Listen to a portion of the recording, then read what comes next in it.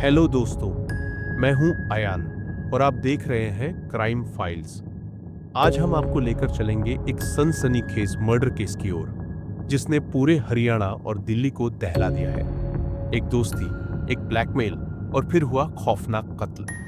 क्या है इस हत्या की असली वजह? कौन है गुनहगार और कैसे पुलिस ने खोला इस वारदात का राज? आइए जानते हैं।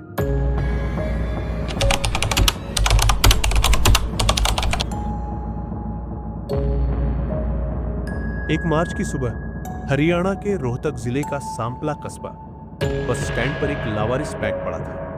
राहगीरों की नजर उस पर पड़ी और फिर हुआ एक दिल दहला देने वाला खुलासा। बैग खोला गया, अंदर एक सूटकेस था। जब पुलिस ने सूटकेस खोला तो उनके होश उड़ गए। उसके अंदर थी एक महिला की लाश। पुलिस को जल्द ही पता चला कि यह कोई आम महिला नहीं थी, बल्कि यह थी कांग्रेस नेत्री हिमानी। लेकिन सवाल उठता है, आखिर हिमानी का कत्ल क्यों हुआ? कौन था जिसने इतनी बेरहमी से गला घोंटकर उसकी हत्या कर दी और फिर उसके शव को बैग में बंद करके बस स्टैंड पर छोड़ दिया? जांच जैसे जैसे आगे बढ़ी, पुलिस को एक शख्स पर शक हुआ, बहादुरगढ़ का रहने वाला 30 साल का सचिन। लेकिन सचिन और हिमानी का आपस में क्या कनेक्शन था? आइए जानते हैं। करीब 1 साल पहले सोशल मीडिया पर हुई थी इन दोनों की दोस्ती।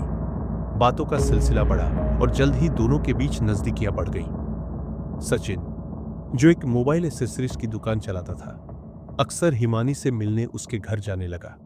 यहां तक कि वह कई बार उसके घर पर रुका भी। फिर हुआ कुछ ऐसा जिससे सचिन के होश उड़ गए।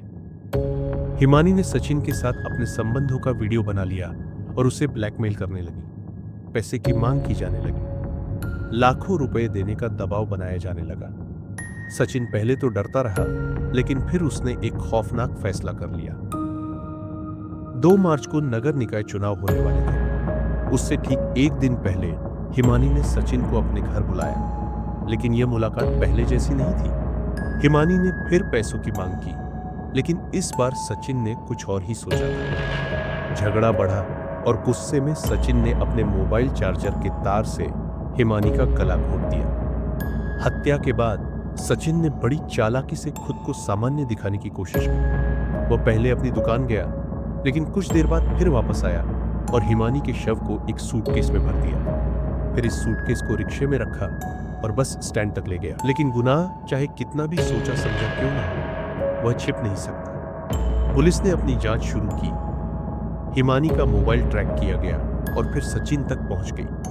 आखिरकार हरियाणा पुलिस और दिल्ली पुलिस के संयुक्त ऑपरेशन में सचिन को बहादुरगढ़ से गिरफ्तार कर लिया गया। सचिन की गिरफ्तारी के बाद उसने पुलिस के सामने अपना जुर्म कबूल कर लिया।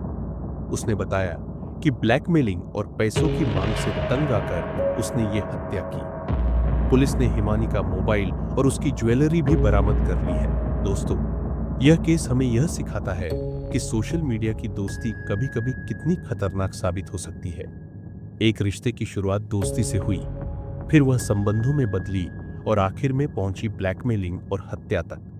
सचिन अब पुलिस की गिरफ्त में है, लेकिन हिमानी की जान जा चुकी है। एक गुनाह ने कई जिंदगियां बर्बाद कर दी। तो दोस्तों, आज की क्राइम फाइल में बस इतना ही।